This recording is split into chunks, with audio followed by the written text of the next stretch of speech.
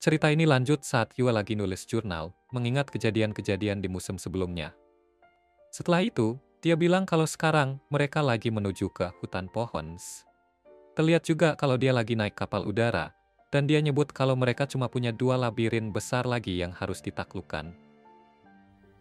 Yua bilang dia pengen cepet-cepet beresin ini semua, biar impiannya bisa tercapai bareng Hajime.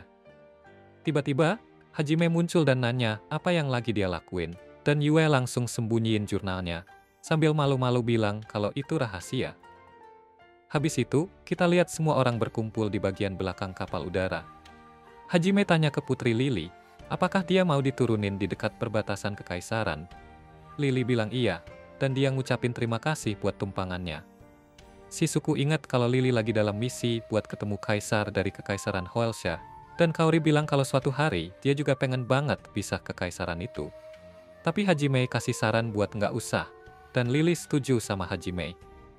Lily jelasin kalau kekaisaran Hoelsha itu juga kerajaan manusia seperti Heilig, tapi beda karena kekaisaran ini adalah negara militer yang diisi oleh kumpulan tentara bayaran dan petualang kuat, dan mereka menerapkan sistem meritokrasi yang berdasarkan kekuatan. Mereka membunuh musuh-musuhnya, mengambil apapun yang mereka mau dengan paksa, dan yang lemah harus tunduk pada yang kuat. Mereka nggak ragu buat pakai apa aja yang berguna bagi mereka, termasuk tawanan perang dan budak. She langsung sadar kalau yang dimaksud dengan budak ini adalah kaum manusia binatang, dan Ryutaro merasa cara mereka ini emang beda banget dari Heilig. Taniguchi bilang kalau Heilig itu tempat yang enak, karena nggak ada rasisme. Tapi Lily bilang kalau itu nggak sepenuhnya benar, karena manusia binatang dianggap sebagai ras jahat di Heilig, karena mereka nggak punya kekuatan sihir. Mereka dihina dan didiskriminasi di sana, dan Xia merasa nggak nyaman dengar hal ini. Tio coba nenangin Xia dan bilang ke Putri Lily untuk nggak khawatir, karena Xia bukan marah padanya. Tapi hal ini bikin dia ingat pertikaian yang pernah dia alami sama tentara kekaisaran beberapa waktu lalu. Lily penasaran dan tanya apakah Xia mau cerita soal kejadian itu. Karena kalau bisa, dia pengen bantu. Xia pun mulai cerita, dan bilang kalau semua ini terjadi sebelum dia ketemu Yue dan Hajime. Dia cerita kalau mereka diusir dari Verbaeken, lalu sekelompok tentara kekaisaran menemukan mereka. Banyak anggota keluarganya yang dibunuh dalam pertempuran, dan beberapa di antaranya juga ditangkap dan dibawa pergi. Selain itu, mereka juga diserang monster, dan Xia merasa semua ini salahnya. Yue dan Tio langsung bilang kalau ini bukan salahnya. Tio menambahkan, kalau yang patut disalahkan adalah hukum di Verbaeken yang begitu keras pada mereka. Hukum di sana menetapkan bahwa manusia binatang dengan kekuatan sihir harus dibunuh. Dan Lily janji ke Xia kalau dia bakal cari tahu tentang keluarganya, begitu sampai di kekaisaran. Tapi, Lily juga bilang kalau mungkin bakal sulit buat nemuin mereka. Kuki pun berdiri dan mengusulkan agar mereka menyelamatkan manusia binatang dulu, ketimbang langsung menuju labirin besar. Hajime menanggapi Kuki dengan bilang, kalau diskriminasi terhadap manusia binatang sudah biasa di dunia ini, dan mereka sebaiknya nggak ikut campur tanpa tahu dengan jelas apa yang sedang dihadapi. Hajime juga bilang, kalau Kuki boleh pergi duluan kalau mau, dan Kuki pun keluar dari ruangan itu. Di luar, Shizuku menemui Kuki, dan Kuki nanya kenapa Hajime bisa santai banget soal ini. Padahal dia punya kekuatan untuk menciptakan benda-benda hebat, dan dia sendiri juga sangat kuat. Kuki merasa Hajime gampang banget menyerah soal mereka, dan Shizuku sadar kalau yang dimaksud Kuki adalah manusia binatang. Tapi Kuki menambahkan bahwa dia juga membicarakan segalanya. Hajime, satu-satunya yang tahu kebenaran soal hakim di dunia ini, tapi dia malah nggak ngelakuin apa-apa. Shizuku berpikir kalau Hajime pasti sudah membuat pilihan. Dan dia juga bilang kalau Hajime sebenarnya gak setenang kelihatannya. Mungkin dari luar dia tampak santai, tapi sebenarnya Hajime selalu berusaha mati-matian buat bertahan hidup bersama orang-orang yang dia sayangi. Dia ingatkan Kuki kalau Hajime pernah bilang, dia nggak mencapai sesuatu karena dia punya kekuatan, tapi justru dia punya kekuatan karena dia berusaha keras untuk mencapai sesuatu yang spesifik. Kekuatan yang dimilikinya sekarang itu bukan sesuatu yang dia punya dari awal. Dia berjuang dari titik terendah sampai mendapatkan kekuatan itu. Dan itu bukan untuk mengalahkan hakim atau menyelamatkan dunia, tapi untuk sesuatu yang lebih pribadi dan berarti bagi dia. Shizuku bilang, Hajime gak akan mengubah sesuatu hanya karena dia bisa. Makanya, Permintaan yang sekadar karena dia mampu, gak akan menggerakkan Hajime. Kouki mencoba membalas kata-kata Shizuku, tapi tiba-tiba dia sadar kalau kapal mereka mengubah arah. Jadi mereka langsung balik ke ruang depan. Mereka bingung apa yang sedang terjadi, sampai mereka melihat ada seseorang di bawah sana yang sedang dikejar oleh tentara kekaisaran. Mereka bisa lihat situasi itu melalui layar di kapal, dan Lily mengenali kalau kereta yang mengejar orang itu adalah kereta yang biasa dipakai kekaisaran untuk mengangkut budak. Kouki, seperti biasa, langsung merasa bahwa merekalah yang harus turun dan menyelamatkan orang-orang itu, tapi Hajime tetap diam. Kouki mulai khawatir, berpikir apa mungkin Hajime beneran berniat untuk meninggalkan mereka di sana. Kouki bilang kalau dia bakal nyelamatin mereka sendiri, tapi Hajime langsung minta dia tunggu dulu. Dia dan Shea mengenali orang-orang yang sedang dikejar itu, ternyata Lana dan Mina.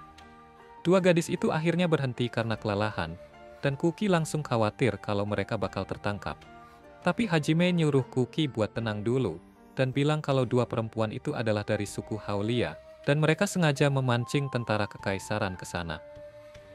Kita lihat salah satu tentara kekaisaran tiba-tiba tewas, bikin tentara lain kaget. Mereka bingung apa yang terjadi dan mencoba bertanya ke Lana dan Mina, tapi dua gadis itu pura-pura gemetar ketakutan, dan gak kasih jawaban apa-apa. Saat salah satu tentara yang bertanya malah ditembak di kepalanya, Lana dan Mina langsung ambil kesempatan buat nyerang dan menghabisi para tentara di sekitar mereka. Mereka juga dibantu oleh beberapa manusia binatang kelinci lain. Dan bersama-sama, mereka berhasil mengalahkan semua tentara kekaisaran. Lily lalu heran, apa semua manusia binatang kelinci kayak gini? Shay langsung jelasin kalau mereka nggak seperti ini dulunya. Tapi jadi kayak gini karena latihan keras yang diberikan Hajime. Semua orang kaget dengar ini, dan mereka semua langsung menatap Hajime dengan wajah penuh curiga. Setelah semua tentara kekaisaran mati, Nea menginjak salah satu mayat mereka. Tapi tiba-tiba ada tentara yang hampir mati mencoba menyerangnya dengan sihir. Par segera bergerak buat menyelamatkannya, tapi sebelum sempat, tentara itu sudah hancur lebur oleh tembakan railgun Hajime. Melihat serangan itu, para kelinci langsung sadar kalau bos mereka sudah datang, dan mereka memberi hormat ke Hajime. Teman-teman Hajime kemudian nanya gimana dia tahu soal serangan itu. Hajime menunjuk ke matanya sambil bilang kalau dia bisa merasakan serangan sihir. Mereka kaget karena akhirnya tahu kalau penutup mata yang dipakai Hajime bukan cuma gaya-gayaan doang buat kelihatan keren. Hal ini bikin Hajime sedikit kesal, dan dia menakuti mereka dengan mengacungkan senjatanya. Setelah itu, para Haulia melihat kapal Hajime yang turun sedikit, dan Hajime, Yue, serta She melompat turun. Di darat, mereka bertemu lagi dengan para kelinci, dan Par menyebut kalau mereka sudah lama menunggu hari, di mana mereka bisa bertemu lagi dengan Hajime. Tapi Par juga bilang kalau dia nggak nyangka Hajime bakal datang dengan kendaraan secanggih itu. Yang lainnya langsung berterima kasih atas bantuan Hajime tadi. Tapi Hajime merasa mereka mungkin sebenarnya nggak butuh bantuan itu, karena mereka sudah makin kuat. Mereka senang dengar pujian itu, dan Xia bertanya di mana ayahnya, dan beberapa kelinci lainnya. Dia penasaran kenapa mereka sampai bertarung lawan tentara kekaisaran di sini, dan Par menjawab kalau ini cerita panjang, jadi mereka harus cari tempat untuk ngobrol lebih nyaman. Par kemudian bilang kalau namanya sekarang bukan Par lagi, tapi Baltfeld, the Executioner. Shay kaget dengar ini, dan ternyata semua kelinci di sana sudah mengganti nama mereka jadi nama-nama yang terdengar seram dan aneh. Setelah memperkenalkan diri dengan nama baru mereka, para kelinci bertanya ke Hajime apakah dia lebih suka julukan Red Wand of Death atau White Fang Hurricane. Mereka bilang kalau warga desa mereka sudah berdebat lebih dari 10 hari buat menentukan julukan yang pas buat Hajime. Dan akhirnya, mereka berhasil menyisakan dua pilihan itu. Para kelinci antusias nanya ke Hajime, lengkap dengan penjelasan panjang lebar soal ide di balik julukan-julukan itu. Bahkan sampai bertengkar kecil soal mana yang harus Hajime pilih. Mendengar hal ini, teman-teman sekelas Hajime malah tertawa ngakak. Mereka pikir, edge loading, ini kayaknya nular, dan Hajime langsung kesel banget sama mereka. Dengan wajah marah, Hajime bilang kalau sebagai hukuman buat yang sudah menertawakannya, dia bakal bikin Shizuku pakai gaya rambut twin tails, dan bakal memotong tinggi Taniguchi 5 cm. Mereka langsung takut dengar ancamannya. Setelahnya, para kelinci masuk ke kapal udara Hajime, dan Hajime bertanya kenapa mereka bisa sampai di sini. Hajime sudah tahu kalau banyak manusia binatang yang diculik. Jadi dia bertanya-tanya apakah ini artinya kekaisaran sudah berani masuk jauh ke dalam hutan. Baltfeld, yang dulunya Par, menjawab kalau memang benar begitu. Ketika Hajime minta penjelasan lebih lanjut, Par malah nggak mau jawab kalau Hajime gak manggil dia dengan nama barunya itu. Setelah dipanggil Baltfeld, barulah dia mulai cerita. Baltfeld bilang semuanya bermula saat para iblis datang dengan membawa monster-monster asing. Mereka berhasil mengalahkan para iblis itu, tapi senjata mereka habis terpakai dalam prosesnya. Jadi mereka harus mundur ke pemukiman untuk persiapan ulang. Sayangnya, waktu mereka mundur itu ternyata pas banget dengan kedatangan kekaisaran. Kekaisaran gak datang buat menyerang, tujuan utama mereka cuma buat menculik orang. Mereka sempat menginterogasi tentara kekaisaran yang berhasil mereka tangkap. Dan dari situ, mereka tahu kalau ternyata kekaisaran sendiri juga diserang oleh kawanan monster kuat. Sampai ibu kotanya rusak parah. Baltfeld bilang para tentara itu cerita kalau mereka butuh tenaga kerja tambahan. Dan Hajime menyimpulkan kalau kekaisaran pasti juga menculik manusia binatang kelinci. Meskipun kelinci gak terlalu kuat untuk kerja kasar, kelihatannya mereka tetap dicari karena sudah terlibat dalam pertempuran ini. Baltfeld mengiyakan, dan Hajime mulai menyadari kalau motif kekaisaran sebenarnya lebih jahat dari yang mereka tunjukkan di permukaan. Nea menambahkan kalau mereka nggak mungkin bisa diam saja melihat semua ini terjadi. Jadi kepala suku sendiri sampai memimpin tim kecil ke ibu kota kekaisaran. Sayangnya, begitu mereka masuk kota, mereka kehilangan kontak sama tim itu. Lana menjelaskan kalau mereka adalah tim baru yang dibentuk khusus buat mencari tahu apa yang terjadi pada kepala suku. Mereka sebenarnya lagi mengumpulkan info di sekitar ibu kota ketika melihat kereta-kereta penuh budak. Jadi mereka putuskan buat menyerang dan mencoba membebaskan para tawanan. Hajime lalu nanya ke Baltfeld, apakah dia mau ikut mereka pergi ke kekaisaran? Dan Baltfeld setuju. Meski ragu-ragu, Shia menyarankan Hajime untuk tetap memprioritaskan menyelesaikan labirin besar. Tapi Hajime tahu kalau sebenarnya dia khawatir soal Cam dan yang lainnya. Shia berusaha meyakinkan mereka kalau tim kepala suku akan baik-baik saja. Tapi Hajime meminta Shia untuk tidak memaksakan diri tersenyum. Dia bilang kalau seharusnya dia ngomong saja kalau merasa khawatir.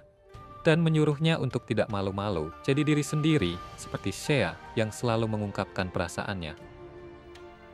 Dia menyebutkan bahwa melihat dia tidak tersenyum bikin semua orang merasa aneh, dan dia dengan canggung bilang bahwa Shia itu berharga baginya.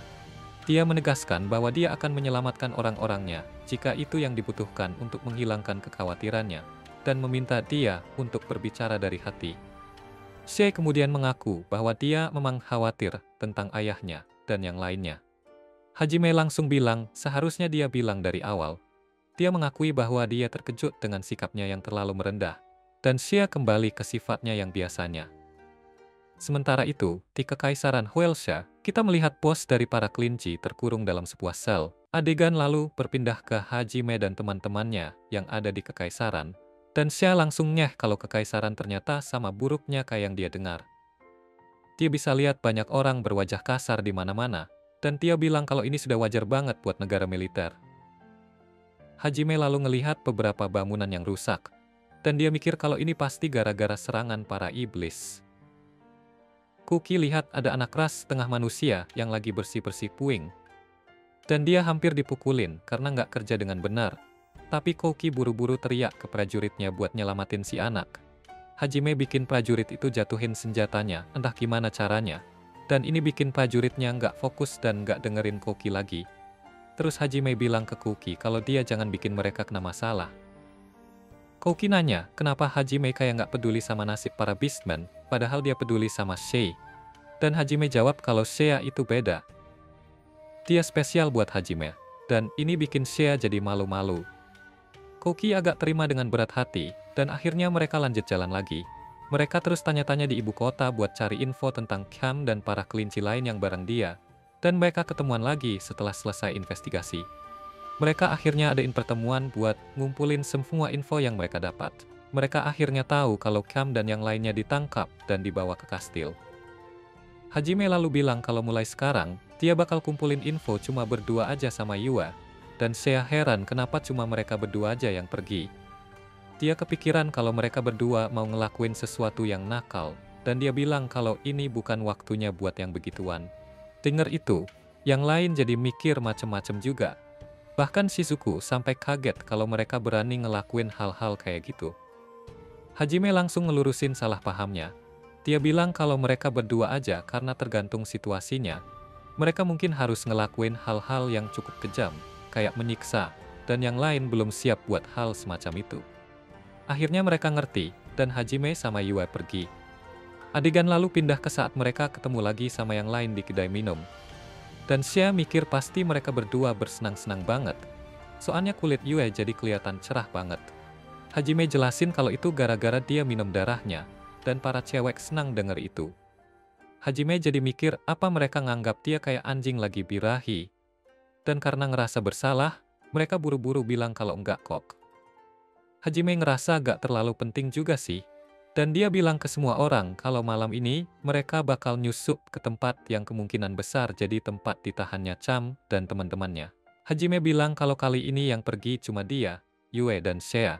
Soalnya mereka mungkin perlu pakai kemampuan buat ngilangin jejak atau teleport. Kuki lalu nanya kenapa Hajime nggak coba aja minta ke Kaisar, biar ngelepasin keluarganya Shea. Dan dia bilang kalau Lily lagi ada di kastil sekarang, dia kan pahlawan, jadi mungkin bisa bicara sama Kaisar. Hajime jelasin kalau Ken dan yang lainnya masuk ke Kekaisaran secara ilegal. Dan mereka udah bunuh banyak prajurit, Mei. Jadi dia yakin banget kalau Kaisar nggak bakal ngasih mereka ampun begitu aja. Dia juga bilang kalau mereka sampai ikut campur lewat si putri, itu bisa ganggu urusan diplomatiknya. Dan Koki sadar kalau dia nggak mau bikin masalah buat Lily. Hajime sadar kalau Kuki lagi ngerasa nggak enak hati karena nggak bisa bantuin apa-apa. Dan dia bilang kalau sebenarnya ada tugas buat Kuki. Tapi Hajime mutusin buat nggak langsung ngomong, karena mungkin tugasnya agak berbahaya, tapi Koki maksa pengen tahu. Akhirnya Hajime buka suara dan bilang kalau dia pengen keluarin Cam dan yang lain dari tempat mereka ditahan. Tapi penjaganya ketat banget, jadi dia butuh gangguan supaya bisa kabur bareng para kelinci setelah nyelamatin mereka. Kuki dengan senang hati setuju buat bantu. Dan Hajime bilang kalau dia udah yakin dari awal bisa ngandalin Kuki. Hajime bilang kalau dia bakal kasih hadiah buat kerja sama mereka. Terus dia pakai kekuatannya buat bikin beberapa topeng Power Ranger. Mereka bingung kenapa harus pakai topeng ini. Dan Hajime jelasin kalau gak bakal bagus kalau seorang pahlawan sampai bikin keributan di ibu kota. Jadi, mereka akan pakai topeng ini buat nyamar, biar gak ketahuan. Dia juga bilang kalau dia sengaja bikin topengnya dengan warna yang beda-beda biar gak ketukar. Tapi kita semua tahu kalau sebenarnya dia cuma nyontek topeng Power Ranger. Kuki langsung nyeh kalau Hajime kelihatan excited banget soal ini. Dan Hajime kasih Kuki topeng warna merah, soalnya dia bakal jadi pemimpin mereka. Lalu dia kasih Ryutaro topeng warna biru, dan Taniguchi minta topeng warna pink. Tapi Hajime kasih yang kuning, karena menurut dia Taniguchi cuma biasa-biasa aja. Shizuku akhirnya sadar kalau dia bakal dapet tong pink, dan dia nggak suka. Dia protes, bilang kalau sebenarnya ada banyak cara lain buat nyamar. Tapi begitu lihat cewek-cewek di belakang Hajime pada ketawa, dia ngerti kalau Hajime sebenarnya lagi seneng banget ngelakuin ini. Hajime terus bilang ke Shizuku kalau mereka harus hati-hati waktu nyamar. Dan dia yakin kalau tipe cool beauty kayak Shizuku pasti punya sisi lembut buat hal-hal yang imut. Shizuku langsung bantah. Dia bilang kalau dia nggak suka hal-hal imut sama sekali. Hajime langsung bongkar rahasia kalau Kaori pernah cerita kalau kamarnya Shizuku penuh dengan boneka-boneka lucu. Yang lain juga mulai ingat hal-hal yang nunjukin kalau Shizuku sebenarnya suka sama barang-barang imut. Dan Shea bilang kalau Shizuku sering ngelirik ke arah telinga kelinci miliknya. Hajime terus minta Shizuku buat pakai topeng pink itu. Dan walaupun Shizuku bilang dia nggak suka warna pink, dia tetap terima topengnya sambil bilang kalau dia nggak punya pilihan lain. Adegan lalu pindah ke tempat para kelinci ditahan. Sambil di sel masing-masing, mereka ngobrol soal gimana kepala suku mereka pasti lagi bikin kekacauan di Kekaisaran sekarang. Salah satu dari mereka bercanda, ngajak taruhan seberapa parah luka yang kepala suku dapat, dan mereka mikir pasti dia udah babak belur banget sekarang. Para kelinci bilang kalau belakangan kepala suku makin lama makin berani kayak bos, dan salah satu dari mereka nyeletuk kalau bos mereka beneran di penjara. Dia pasti bakal ngancurin segalanya dan kabur. Seluruh ibu kota pasti bakal kacau balau, dan dia nggak bakal setengah-setengah, soalnya dia kayak iblis. Pas Hajime akhirnya datang, dia bilang kalau para kelinci kelihatannya semangat banget. Mereka langsung ketakutan pas dengar suara Hajime setelah ngomongin dia kayak gitu. Dan semuanya mendadak diam. Habis itu Hajime kaget lihat gimana cerianya para kelinci, dan Xia jadi nggak terlalu khawatir lagi sama mereka. Setelah itu, Kouki dan yang lain mulai menyerang tempat itu buat narik perhatian para penjaga. Dan para penjaga langsung nanya siapa mereka. Mereka bingung, dan ngerasa ditantang sama topeng-topeng aneh yang dipakai Kouki dan timnya. Sambil ngetawain topeng pink yang kelihatannya konyol banget, sampai-sampai mereka pikir itu buat kelihatan imut. Shizuku langsung bilang kalau itu bukan idenya, dan yang lain jadi tersinggung dengar Shizuku diledekin kayak gitu. Terus mereka langsung terlibat pertempuran sama para penjaga. Sementara itu, kita lihat Hajime lagi coba ngebebasin kepala suku. Di dalam ruangan tempat dia lagi disiksa, terdengar kepala suku malah ngeledek prajurit kekaisaran, nyuruh mereka buat mukul lebih keras karena serangannya terlalu lemah. Ternyata, para prajurit udah capek mukulin dia, dan ngelihat gimana baik-baik aja kondisi kepala suku, Hajime sempat kepikiran buat ninggalin dia di sana. Tapi Xie langsung minta Hajime buat tolong selamatin dia, soalnya dia adalah ayahnya. Akhirnya, Hajime nembakin prajurit-prajurit yang lagi nyiksa kepala suku itu, dan dia terkejut lihat kondisi Kem yang benar-benar parah. Dia nggak percaya kalau Kem masih sempat-sempatnya ngeledek dalam keadaan kayak gitu. Setelahnya, kita lihat Hajime udah berhasil ngebawa semua para kelinci keluar, dan Xia senang banget bisa lihat mereka semua selamat. Dia ngucapin terima kasih ke Hajime dan Yue atas bantuan ini, tapi tiba-tiba, Shizuku langsung menyerang Hajime dengan pedangnya. Shizuku bilang kalau dia cuma lagi ngelepas stres yang ketahan, dan Kam tiba-tiba minta bicara sebentar sama Hajime. Dia cerita kalau mereka ditangkap hidup-hidup dan diinterogasi segala macam, dan prajurit kekaisaran paling penasaran soal gimana suku Haulia bisa berubah drastis, serta dari mana mereka dapat senjata-senjata mereka. Hajime langsung nyuruh Kam buat ngomong intinya aja, dan Kam bilang kalau suku Haulia, bareng sama yang udah mereka selamatkan, berencana buat nyatakan perang sama kekaisaran. Xia kaget dan nanya, apa mereka udah nggak waras? Tapi kepala suku Cham bilang kalau dia sepenuhnya sadar dan gak gila. Xia tetap gak setuju, dan gak mau lihat mereka mengorbankan diri dengan cara begitu. Hajime coba nenangin Xia dengan pegang ekornya dari belakang, dan dia minta Xia buat dengerin mereka sampai selesai sebelum komentar. Xia akhirnya minta maaf, dan Hajime nanya ke Kam apa mereka ngomong gitu, karena pengen ngajak Hajime ikutan perang ini. Cham bilang bukan begitu niatnya, tapi mereka cuma bisa bikin keputusan ini gara-gara pelatihan dari Hajime. Dan mereka cuma pengen Hajime tahu keputusan yang udah mereka ambil. Hajime mikir, kalau pelatihan dia yang bikin mereka sampai pada keputusan ini, berarti ini juga jadi kesalahan dia. Mereka mau ngelakuin hal yang bodoh gara-gara dia. Cham lalu ngasih tahu kalau sekarang para kelinci udah menarik perhatian Kaisar, dan Hajime sadar kalau Kaisar bakal mulai memburu para manusia kelinci. Cham juga ngungkapin kalau Kaisar bilang dia mau nahan mereka jadi hewan peliharaan, dan waktu dengar itu, Kam langsung meludahi si Kaisar. Tapi bukannya marah, Kaisar malah tambah suka sama mereka.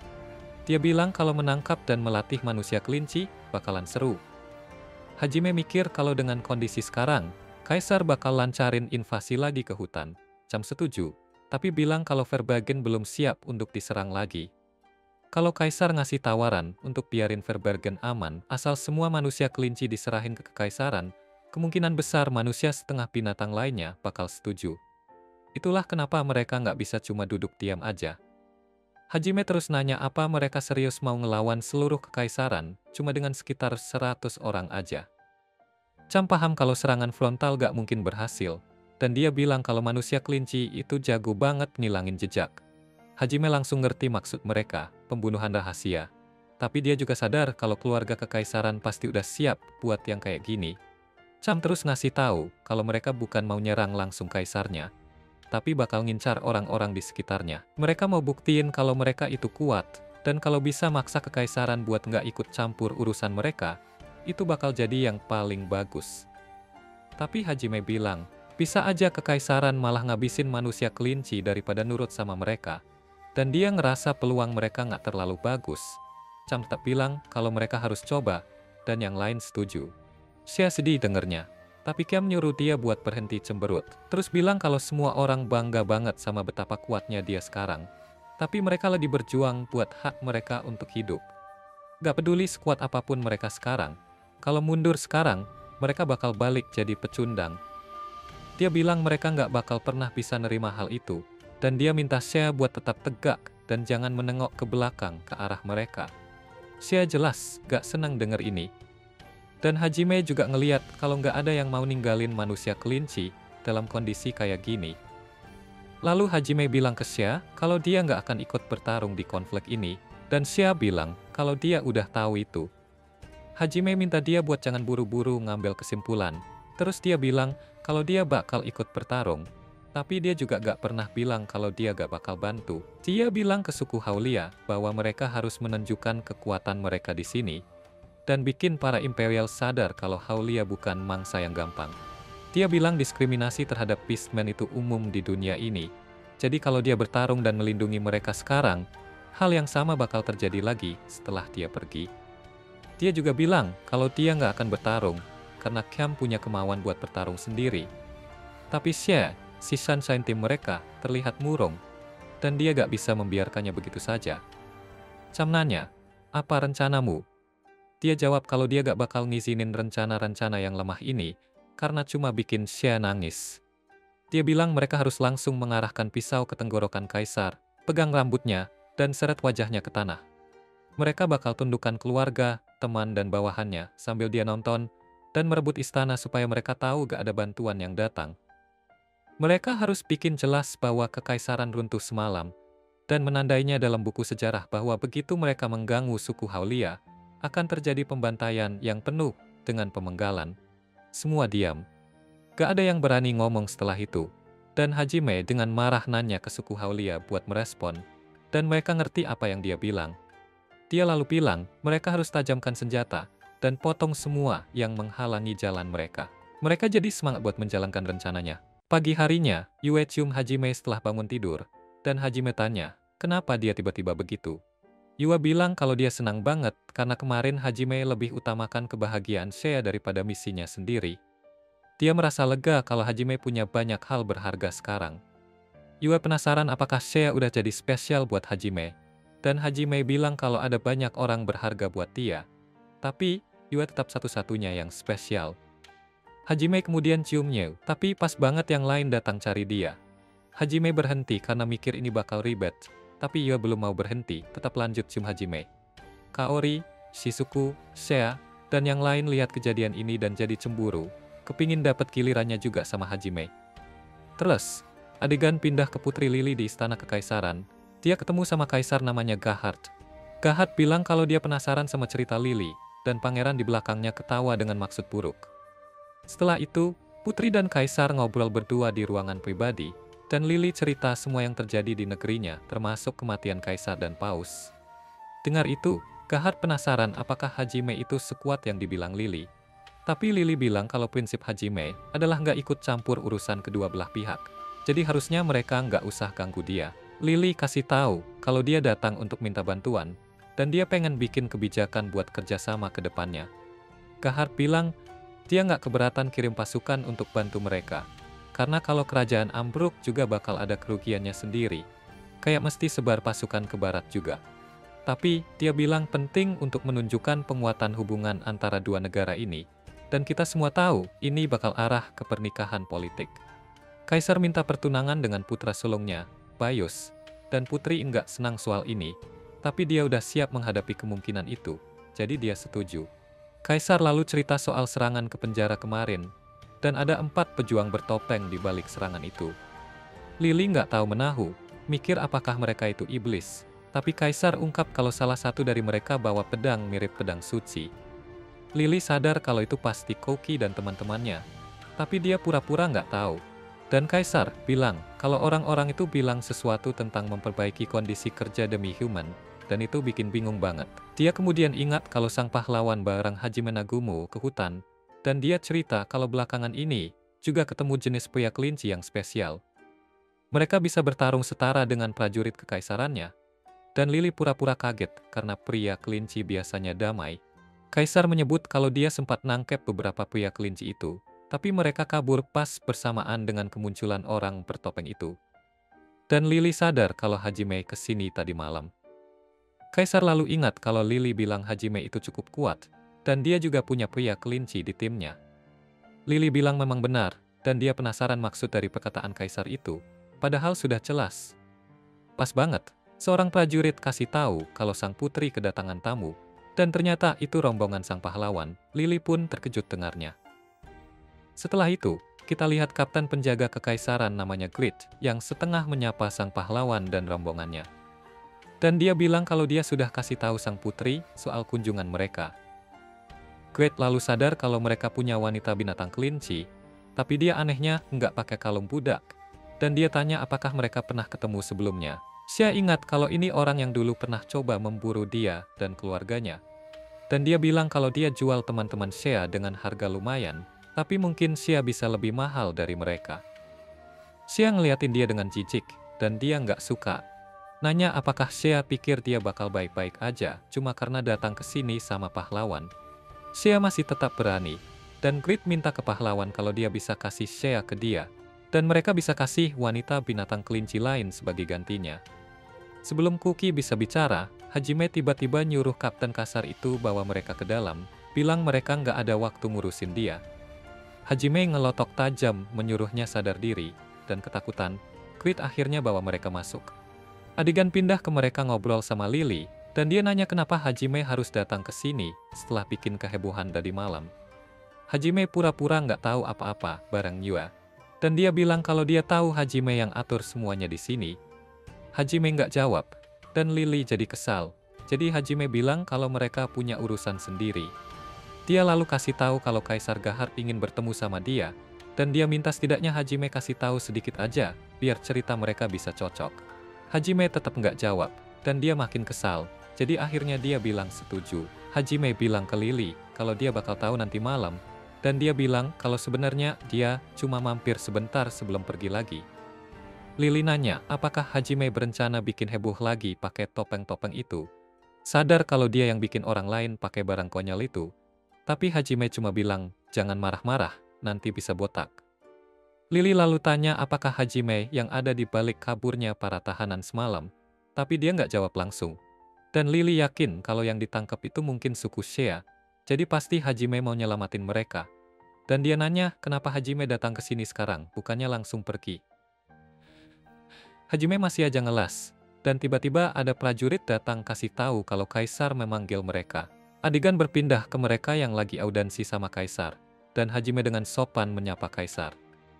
Semuanya kaget ngeliat ini, heran kenapa Hajime tiba-tiba sopan banget. Padahal biasanya nggak pernah gitu. Kaisar minta dia bertindak biasa aja, karena Lily udah cerita semua soal tingkah laku Hajime yang nggak bisa diatur. Hajime akhirnya balik jadi dirinya yang sombong, dan rombongannya duduk di meja yang sudah disiapkan Kaisar. Kaisar kemudian nyebut kalau dia dengar Hajime bisa buat artefak pakai kekuatan yang dia dapat dari labirin besar. Dan dia juga berhasil kalahkan pasukan iblis.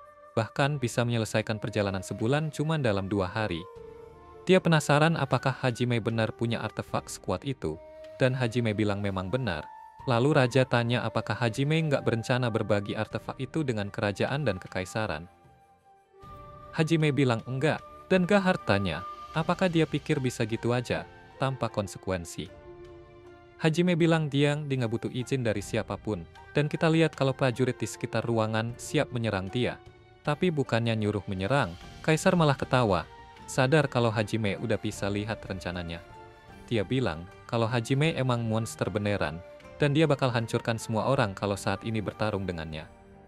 Hajime bingung kenapa Kaisar malah seru banget, dan Gahar bilang dia cuma senang lihat ada orang sekuat Hajime. Dia juga nyebut kalau wanita-wanita dalam rombongan Hajime kelihatan cakep-cakep. Dan dia penasaran apakah Hajime mau kasih salah satu dari mereka ke dia. Hajime bilang ke Kaisar jangan bodoh. Tapi setelah mikir sebentar, dia bilang mungkin dia bisa kasih Tio ke Kaisar. Tio nggak senang denger ini, tapi malah jadi semangat menganggapnya sebagai hukuman. Dan bahkan Kaisar nggak mau terima wanita yang nggak waras seperti Tio.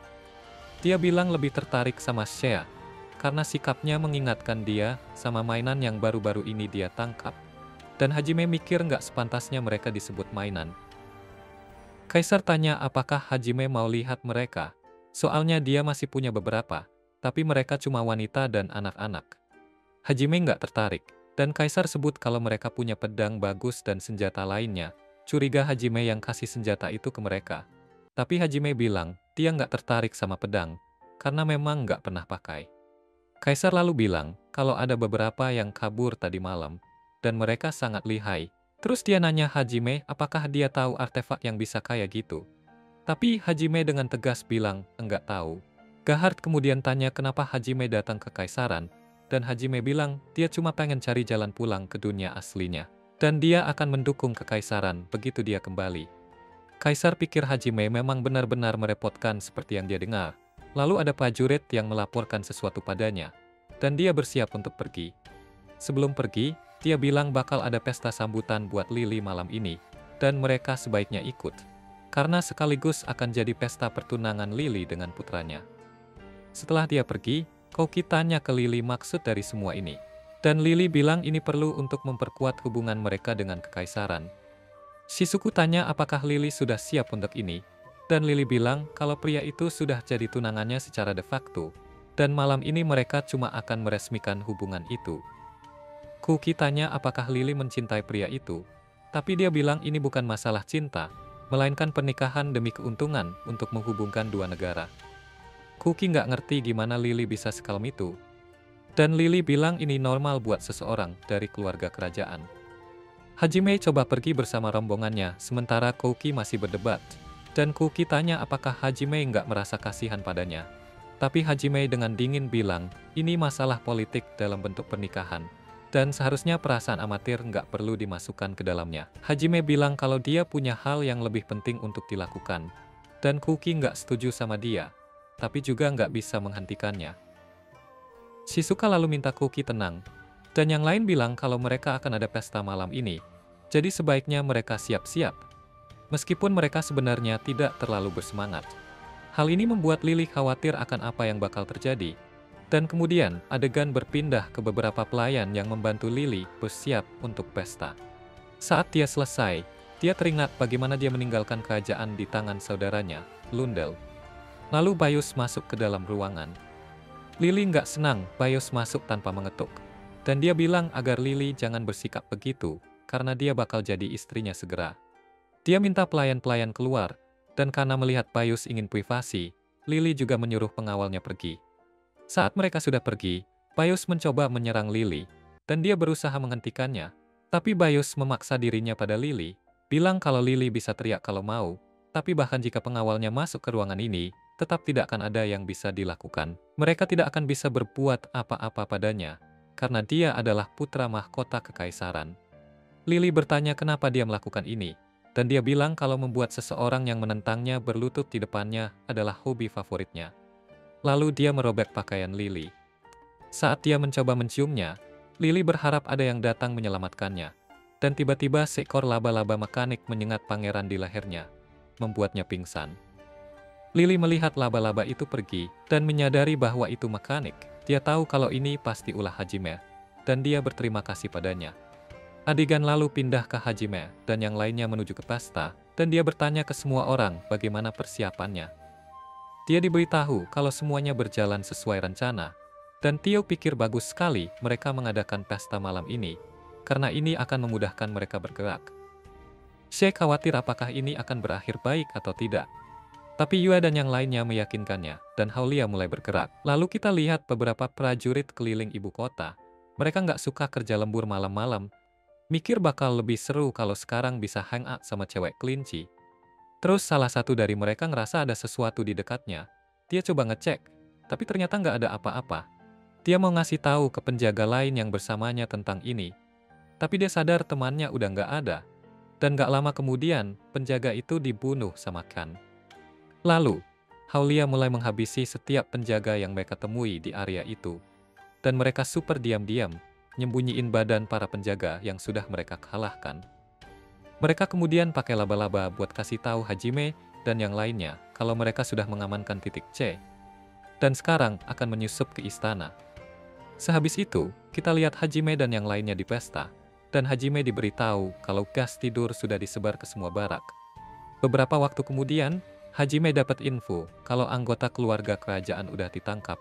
Dan Xie merasa pesta ini benar-benar beda dari kehidupan mereka di hutan pohon. Tio juga bilang masakannya enak banget. Dan dia bilang mereka harus menikmati saat-saat ini selagi bisa. Kita lalu lihat Yue dan Kaori dapat banyak perhatian dari para cowok di pesta. Dan Kaori nggak nyaman dengan itu. Tiba-tiba Pangeran Bayus dan Lily muncul di panggung. Dan semua orang kaget ngelihat gaun hitam yang dipakai Lily. Mereka juga merasa aneh dengan Pangeran Bayus. Dan Lily langsung turun dari panggung begitu saja. Beberapa waktu kemudian, semua orang menari dan menikmati pestanya dengan cara masing-masing. Dan Kaori mikir, Lily biasanya nggak begitu nunjukin perasaannya. Hajime bilang mungkin Lily berubah pikiran setelah kejadian kemarin. Dan Shizuka penasaran apakah Hajime ngelakuin sesuatu. Hajime bingung maksudnya apa. Dan Shizuka bilang biasanya kalau ada yang aneh, pasti Hajime ada urusannya. Dia cerita kalau dia cuma kebetulan lewat waktu Lily diserang, dan dia menolongnya. Semua orang kaget denger ini dan minta dia jelasin. Tapi Hajime malah ngajak Yue berdansa buat ngelak dari topik itu. Kita lihat Hajime dan Yue berdansa. Dan Hajime nanya apakah Yue menikmatinya. Dan Yue bilang iya. Xie bilang kalau nanti gilirannya buat dansa sama Hajime. Tapi cewek-cewek lain gak setuju. Mereka gak terima. Dan Kaori usul buat sweet batu gunting kertas saja biar adil. Shizuku langsung setuju buat batu gunting kertas. Tapi terus malu sendiri, dan bilang kalau sebenarnya dia nggak niat buat dansa. Hajime dan Yue menyelesaikan dansa mereka, dengan Hajime mencium tangan Yue. Pas banget, Lily datang dan ngajak Hajime buat dansa. Dan Hajime nanya apakah dia yakin, karena itu artinya Lily bakal ninggalin pangeran mahkota sendirian. Lily bilang nggak masalah, soalnya dia udah selesai keliling, dan dia ulurkan tangannya ke Hajime. Hajime agak ragu, tapi Yue nyuruh dia jangan bikin Lily gantung di depan umum gitu. Jadi akhirnya Hajime berdansa sama Lily, sementara cewek-cewek masih rebutan siapa yang bakal dansa sama Hajime selanjutnya. Sambil berdansa, Lily ngucapin terima kasih ke Hajime, karena udah nolongin dia tadi. Tapi dia nggak suka kalau Hajime lihat dia dalam kondisi kayak gitu, dan dia bilang sekarang nggak ada yang mau menikahinya. Lily bilang dia senang banget diselamatkan oleh Hajime, dan Hajime sadar inilah yang bikin Lily bisa tampil dengan gaun dan sikap seperti ini. Lily tanya apakah terlihat bagus, tapi Hajime bilang dia lebih suka yang warna pink. Hajime lalu sadar kalau Lily mulai terlalu dekat sama dia. Dan kita lihat kalau Bayus nggak senang dengan semua ini. Lily nggak peduli sama itu semua. Bilang kalau malam ini dia bakal jadi putri mahkota. Dan dia minta momen terakhir ini buat jadi gadis kecil lagi. Dia penasaran apa yang bakal Hajime lakuin kalau dia minta diselamatkan. Dan Hajime bilang kalau Lily bakal diselamatkan juga terlepas dari apa yang dia bilang. Soalnya mungkin kekaisaran nggak bakal sama lagi setelah malam ini. Dia bilang kalau Lily harus lebih jelas kalau emang mau Hajime manja-manjain dia. Bilang kalau dia mungkin bakal bertindak, karena dia nggak jago nangkep kode. Hajime bilang ada orang yang nggak suka lihat Lily nggak bahagia. Dan dia berharap Hajime setidaknya pura-pura ngelakuin ini demi dia. Tapi dia suka kalau Hajime sejujur itu pada dirinya sendiri. Dan dia iri sama Yue, yang punya cinta dari lelaki seperti itu. Lily lalu berterima kasih atas dansanya. Dan setelah Hajime kembali, cewek-cewek nggak percaya kalau dia bahkan menggoda putri juga. Yue bilang ke Hajime, jangan khawatir, karena dia ngerti apa yang dilakukan Hajime. Dan mereka semua dapat kabar untuk siap-siap karena misinya akan dimulai sekarang. Xie lalu minta izin untuk pergi, dan Hajime mengizinkannya, bilang kalau mulai sekarang dia adalah putrinya suku Haulia.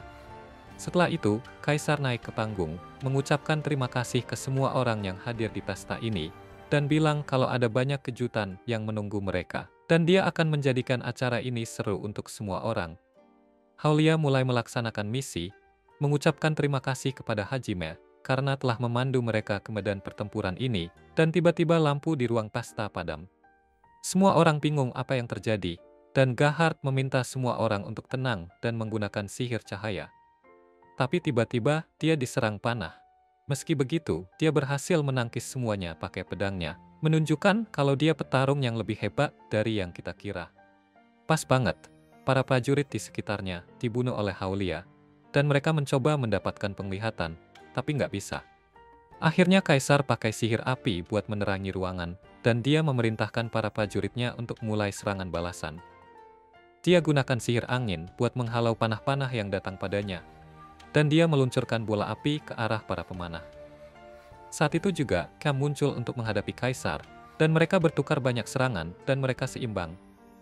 Orang-orang di pesta kaget lihat betapa kuatnya pria kelinci itu, dan sementara itu, Grid coba menuju ke aula pesta dengan para prajuritnya, tapi mereka dihadang oleh Xia. Xia bilang ke mereka, kalau mereka harus mengalahkannya dulu kalau mau sampai ke Kaisar, karena keluarganya sedang menyerang Kaisar sekarang. Para prajurit bilang kalau mereka sebaiknya abaikan saja cewek kelinci gila ini, dan langsung menuju ke Kaisar. Tapi begitu salah satu dari mereka coba lari melewatinya, dia langsung membantingnya ke tembok.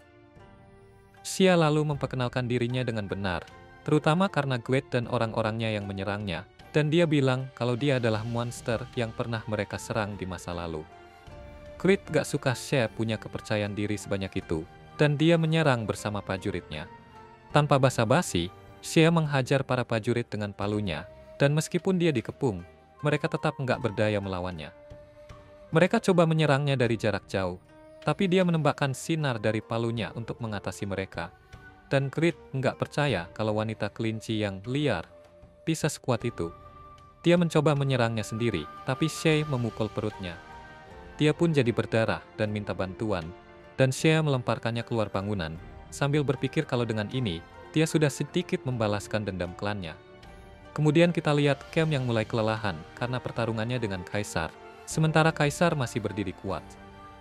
Kaisar mencibir, tapi nggak lama kemudian dia mulai goyah, dan Cam menjelaskan bahwa dia telah menggunakan racun lumpuh yang dirancang untuk monster padanya.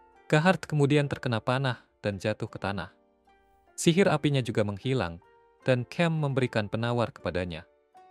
Tiba-tiba sorotan lampu menyorot ke arahnya, dan Lily bertanya-tanya apa yang terjadi.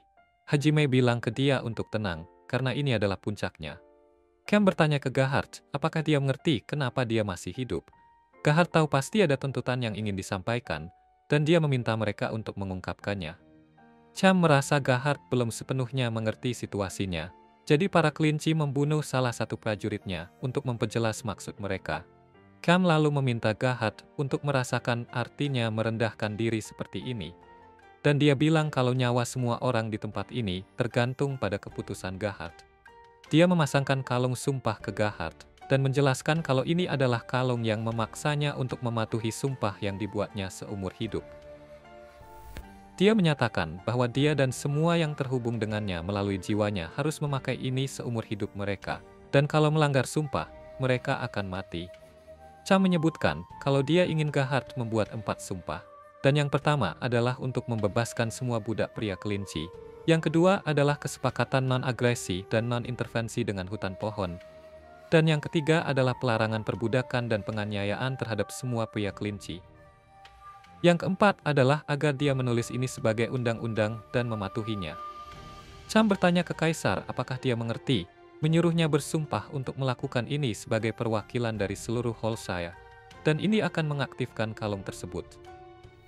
Gahard menolak untuk menerimanya, dan Cam memperingatkan bahwa kepala para perwiranya akan bergulir kalau dia melakukan ini.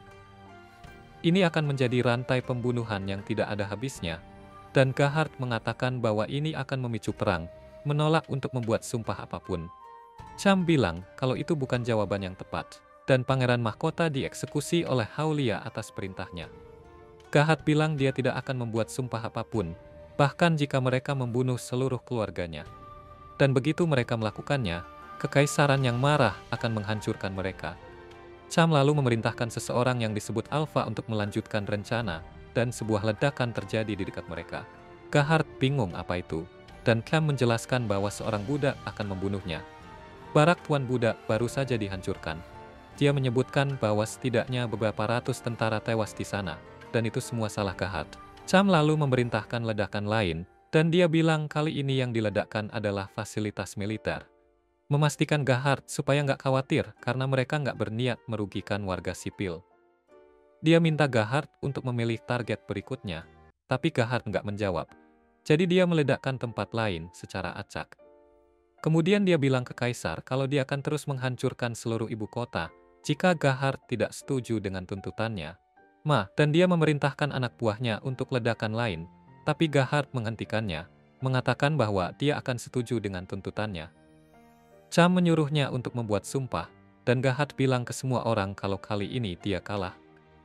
Dia menyebutkan bahwa kekaisaran menghargai kekuatan di atas segalanya, dan para pria kelinci ini telah menunjukkan kekuatan mereka dengan menaklukkan kastilnya. Lalu dia membuat sumpah itu, dan Xia berterima kasih pada Hajime untuk ini. Haulia kemudian menginformasikan ke Hajime bahwa mereka akan mundur sekarang, dan mereka berterima kasih atas bantuannya. Karena tanpanya, mereka mungkin nggak bisa menyelesaikan ini. Hajime bilang agar mereka nggak khawatir karena dia melakukannya untuk Xia, dan dia menyatakan bahwa ini belum selesai. Dia bilang bahwa pertempuran sebenarnya baru saja dimulai, dan mereka akan memenangkan pertempuran ini. Dan Haulia tahu itu, dan mereka siap bertaruh, karena ini adalah jalan yang telah mereka pilih sendiri. Hajime lalu memuji Haulia karena telah melakukannya dengan baik, dan mereka senang telah menyelesaikan misi mereka. Habis itu, ceritanya pindah ke Hajime yang lagi jalan ke lautan pohon bareng para Haulia dan orang-orang Beastmen yang mereka selamatkan. Dijelasin nih, lautan pohon itu tempatnya para Beastmen tinggal, dan Fabergen, negara para Beastmen, adanya di dalam hutan itu. Cham bilang ini tempat terlarang buat para Haulia, dan Lily penasaran kenapa. Cham terus jelasin kalau seluruh suku mereka dianggap pendosa, dan Dewan Tetua bahkan pernah nyuruh mereka untuk dihukum mati. Lily jadi khawatir denger itu. Tapi Cam bilang nggak perlu cemas, karena perintah itu udah dibatalin sejak mereka jadi anak buahnya Hajime. Lily nanya apaan tuh Dewan Tetua. Terus Cam jawab kalau itu kumpulan dari para tetua tiap suku Beastmen, dan semua keputusan di Fabergen ditentuin di situ. Dia kasih tahu Lily kalau mau negosiasi, dia harus ngobrol sama tetua yang namanya Ulfric. Nah, kita juga ngeliat kalau Kaisar ikut dalam perjalanan mereka, tapi dia diikat dengan alasan yang jelas. Si Kaisar yang selalu ngebisnis, coba nawarin Hajime salah satu kapal udara mereka. Katanya, dia bakal bayar berapapun Hajime mau, termasuk menawarkan wanita. Kaisar bahkan bilang dia punya anak perempuan yang umurnya pas banget buat Hajime. Para cewek yang tertarik sama Hajime langsung kesel, apalagi Lily yang langsung teriak kalau dia nggak bisa lakuin itu. Terus dia berusaha nutupin kata-katanya, bilang ke semua buat nggak usah diambil pusing. Tapi si Kaisar udah nyadar kalau hati Lily udah dicuri Hajime. Soalnya dia kelihatan bahagia banget pas nari sama Hajime, sambil ngelupain Bayus. Lily coba menyangkal, ala-ala tsundere gitu. Dan Hajime setuju bilang kalau dia dan Lily barengan itu kayak mimpi di luar jangkauannya. Lily nggak suka Hajime ngomong kasar gitu, dan dia bilang kalau si putri udah kayak wanita yang mau nikah. Kaisar ngungkapin kalau itu ternyata nggak benar, karena keluarganya lagi nggak bisa ngurus hal-hal kayak gitu sekarang. Dia jelasin kalau dia nggak bisa ngomong apa-apa, kalau kerajaannya bilang mereka nggak bisa izinin sang putri menikah sama orang yang bisa aja mati kapan aja. Dia lanjut jelasin kalau melepasin para budak juga bikin tenaga kerja berkurang. Dan sekarang justru kekaisaran yang butuh bantuan dari kerajaan. Semua senang dengar kalau pernikahan putri batal. Dan Kaisar bilang, karena si putri sekarang jadi free agent, dia bisa bantuin Hajime buat ngegebet putri itu. Hajime tahu si Kaisar yang licik ini pasti minta kapal udara sebagai imbalannya. Dan dia bilang gak ada untungnya buat dia dalam kesepakatan ini. Lily coba ikutan ngomong sama mereka, tapi mereka malah cuekin dia. Hajime bilang ke Kaisar kalau dia nggak ada yang diinginkan lagi saat ini, karena semua yang dia mau udah dia punya. Lily jadi sedih, karena nggak ada yang mau dengerin dia, dan Kaisar tetap mencoba menggoda Hajime, bilang kalau setiap manusia pasti punya sesuatu yang diinginkan. Hajime lalu melingkarkan tangannya ke Yue dan Xia, bilang ke Kaisar kalau dia udah punya segalanya yang dia bisa inginkan. Bikin semua cowok di ruangan jadi iri.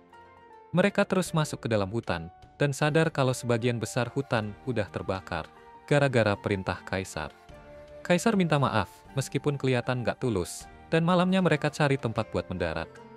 Waktu mendarat, beberapa pohon malah ketiban, dan para manusia setengah binatang melihat kapal udara itu kayak monster. Tapi rasa takut itu hilang pas manusia setengah binatang yang sempat ditangkap keluar dari kapal udara itu. Mereka langsung kumpul lagi sama keluarganya, dan tetua elf juga ketemu lagi sama cucunya yang sempat diculik. Hajime ikut senang buat mereka, dan nanti dia ngobrol sama tetua elf itu. Ternyata namanya Ulfric. Ulfric bilang kalau Hajime datangnya agak brutal, sambil nunjuk ke pohon-pohon yang rusak. Hajime lalu minta Kaori buat ngurusin ini. Kaori pakai kekuatan ajaibnya buat ngebalikin pohon-pohon yang rusak jadi hidup lagi. Dan dia juga nyembuhin bagian hutan yang dibakar sama tentara kekaisaran. Ngeliat itu, para beastmen mulai nganggap dia kayak dewa. Dan semua ngeledek Kaori soal itu. Termasuk kaisar yang entah kenapa pakai topeng Power Ranger kuning. Ulfric lalu ngucapin terima kasih ke Hajime dan kelompoknya buat ngebebasin warga mereka. Termasuk cucunya yang namanya Altina. Hajime langsung ngejelasin kalau itu kerja keras suku Haulia. Dan dia nggak ikut campur sama sekali. Ulfric bilang kalau dia denger soal itu, tapi susah buat percaya. Cham terus maju ngadepin Ulfric dan bilang kalau dia kayak lagi nyaksin sejarah aja nih. Dan semua beastmen bersorak buat dia dan para manusia kelinci. Akhirnya, pasukan Cham yang ngumpet di kegelapan, akhirnya munculin diri. Dan Cham bikin pidato besar, nanya ke para manusia kelinci, apakah mereka mau terus tenggelam dalam laut penghinaan dan keputusasaan. Dia bilang, mereka bisa ngalahin kekaisaran.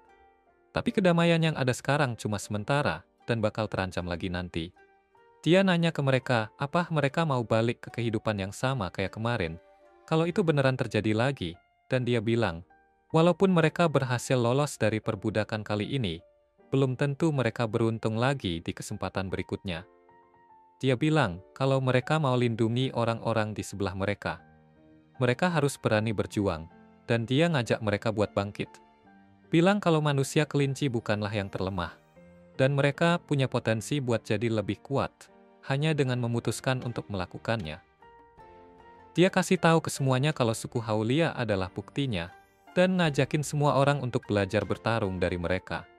Dia minta mereka untuk gabung sama Haulia kalau mereka mau ini, dan Cham terus minta maaf ke Hajime karena nyala percakapannya. Bilang kalau dia ngeliat kesempatan bagus buat rekrut orang, jadi dia nggak bisa biarin lewat gitu aja. Hajime nggak masalah dengan itu. Dan Ulfric pikir bakal ada lebih banyak Haulia di hutan sekarang. Setelah itu, kita lihat semua lagi ngobrol di dalam. Dan salah satu tetua Beastman yang namanya Zal bilang kalau Gahard punya sikap yang lumayan buat orang yang kalah. Terus nanya apa dia yakin bisa pulang dengan selamat. Gahard bilang kalau ngebunuh dia sekarang, bakalan bikin mereka jadi orang bodoh. Dan Ulfric nenangin Zal. Bilang kalau Gahard cuma ada di sini buat ngebuktiin apa yang dicapai oleh Haulia. Dia juga minta Gahard buat sedikit merubah sikapnya. Tapi Gahard bilang kalau Ulfric bisa ngalahin dia dalam pertarungan aja kalau mau. Karena orang-orang kekaisaran cuma menghormati yang kuat. Dia nyebutin kalau Haulia adalah satu-satunya yang ngalahin dia. Dan mereka aja yang pantas dapat rasa hormat, bukan yang lain dari suku Beastman. Hajime udah cukup sama sandiwara ini. Jadi dia berdiri dan bilang ke Gahard kalau dia terlalu ribet. Jadi bisa pulang aja sekarang. Dia buka portal langsung ke Kaisaran, dan Gahard bertanya apakah Hajime bakal kirim dia balik. Dan emang itu yang Hajime mau lakuin. Hajime langsung angkat Gahard, dan Gahard bilang ini bakal jadi momen bersejarah antara dua bangsa. Tapi Hajime nggak peduli sama sekali, dan lempar Kaisar ke portal kayak karung beras. Ngelihat ini, Lily makin yakin kalau Kaisar sekarang tahu gimana rasanya berurusan sama Hajime. Dan Hajime terus ngeliat ke Lily kayak mau ngelakuin hal yang sama. Tapi Lily bilang kalau dia masih ada urusan yang harus diurus sebagai putri. Jadi Hajime mundur. Dia bilang mau istirahat sekarang, dan minta Lily cari dia kalau urusannya udah selesai. Dia juga minta Cham buat bawa grupnya ke desa, dan Cham setuju. Tapi Ulfric menghentikannya. Bilang kalau mereka belum membalas kebaikan yang Hajime lakukan. Hajime ngingetin kalau semua itu kerjaan dari Haulia. Dan Ulfric bilang mereka bakal dikasih kompensasi yang sesuai. Tapi dia juga pengen nunjukin rasa terima kasih ke Hajime. Hajime bilang mereka bisa ngelakuin apapun buat berterima kasih. Tapi dia bilang kalau saat ini dia nggak ada yang diinginkan. Ulfric minta setidaknya, biarkan mereka menjamunya di lautan pohon. Dan bilang kalau Altina juga pengen ngucapin terima kasih. Jadi Hajime setuju buat stay di sana sementara. Dia terus ngomong ke Cham, bilang kalau Cham udah ngelawan kekaisaran, dan bahkan maksa Kaisar buat ngeluarin janji buat balikin saudara mereka. Dan dia bilang kalau mereka bakal balas budi ini. Sebagai permulaan, dia nawarin buat ngilangin pemecatan suku Haulia. Bilang kalau ini udah diputusin di Dewan Tetua sebelumnya, waktu mereka dengar ada serangan. Dia terus usulin buat ngebuat Cham jadi salah satu tetua di dewan. Meskipun awalnya ragu, tetua lainnya juga setuju sama ide ini.